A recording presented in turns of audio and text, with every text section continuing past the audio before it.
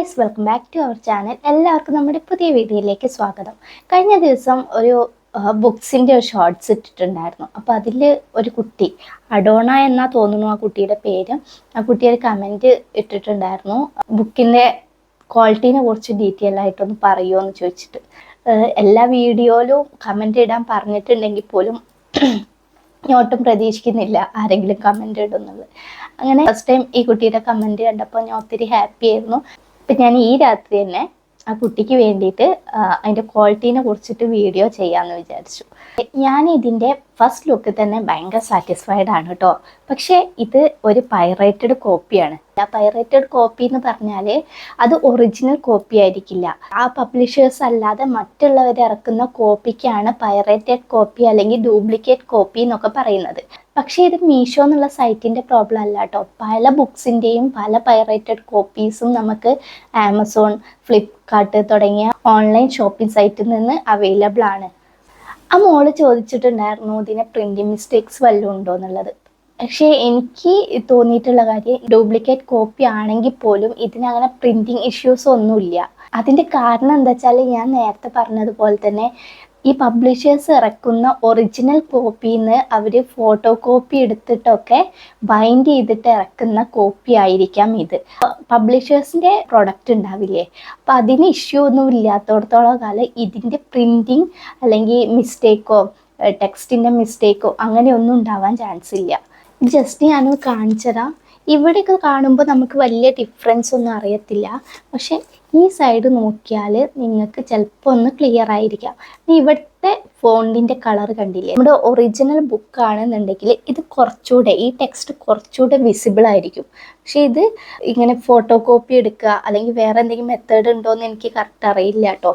അപ്പോൾ അങ്ങനത്തെ ആവുകൊണ്ടാണ് ഇതിൻ്റെ ഫോണ്ട് ഇങ്ങനെ മങ്ങിയ പോലെ തോന്നുന്നത്.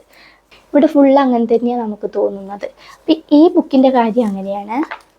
പക്ഷേ ഇതിൻ്റെ ഉള്ളിലുള്ള പേജുകൾക്കൊന്നും യാതൊരു പ്രശ്നവുമില്ല കേട്ടോ. അതിൻ്റെ ഫോണ്ടിനൊന്നും യാതൊരു കളർ ഡിഫറൻസും ഇല്ല. വായിക്കാൻ പറ്റുന്ന പോലെയുള്ള നല്ല ഫോണ്ട് തന്നെയാണ്.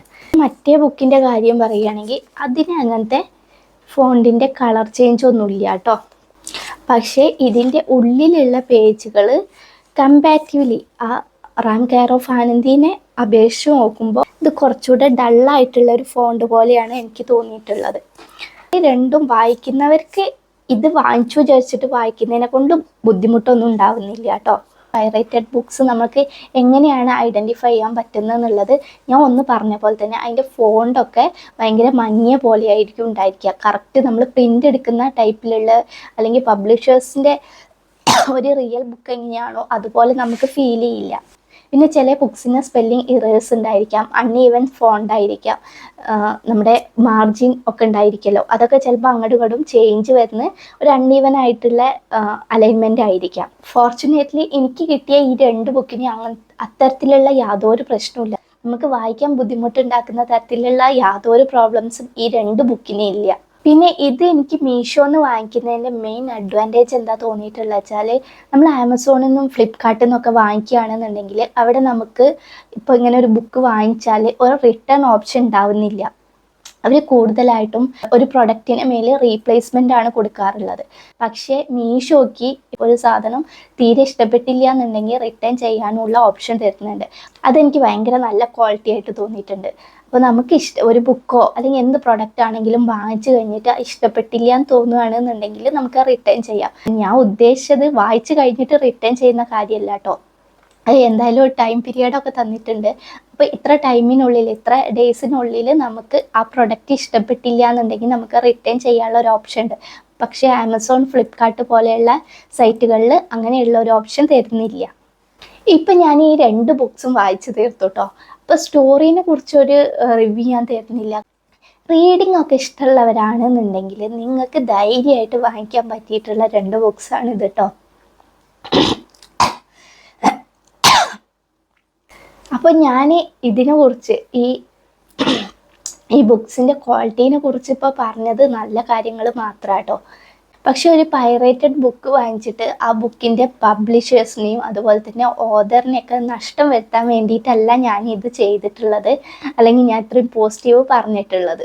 ഓരോ ബുക്സ് വായിക്കുമ്പോൾ അത് നല്ല ബുക്കാണെങ്കിൽ ഞാൻ വിചാരിക്കാറുണ്ട് അത് എഴുതാൻ വേണ്ടിയിട്ട് അവരെടുക്കുന്ന എഫേർട്ട്. അപ്പോൾ ഒരു ഓഥറിൻ്റെ എത്ര വർഷത്തെ അധ്വാനത്തിൻ്റെ ഫലമായിരിക്കും ഒരു ബുക്ക്.